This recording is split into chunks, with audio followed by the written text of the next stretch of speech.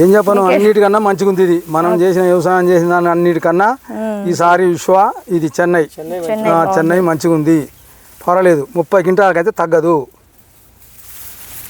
కోసినాక ఎక్కువ వస్తే చెప్తాం కానీ ఇప్పుడైతే 30 క్వింటాలకి అయితే తగ్గదు. ఇప్పుడు దీన్ని చూసి మీరు సంతోషపడుతున్నారా? మరి సంతోషపడుతున్నాం.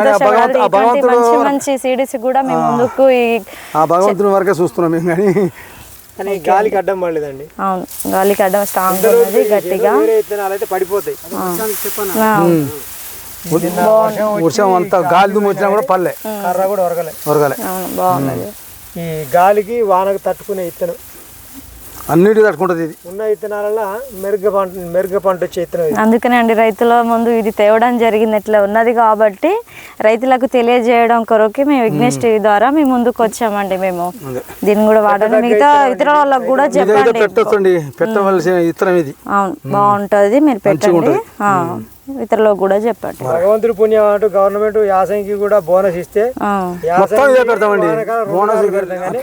బోనస్ ఇవ్వట్లేరు కాబట్టి మళ్ళా యాసంగి కాకుండా వానాకాలం ఖరీఫ్లో పెడదామని అనుకుంటున్నాం. అట్లా ఇకనే ఇప్పటికి మాకు పోయిన యాసంగి బోనస్ కనుక వస్తే ఇదే పెడతాం. మళ్ళీ ఈ విశ్వ చెన్నై పెడతాం.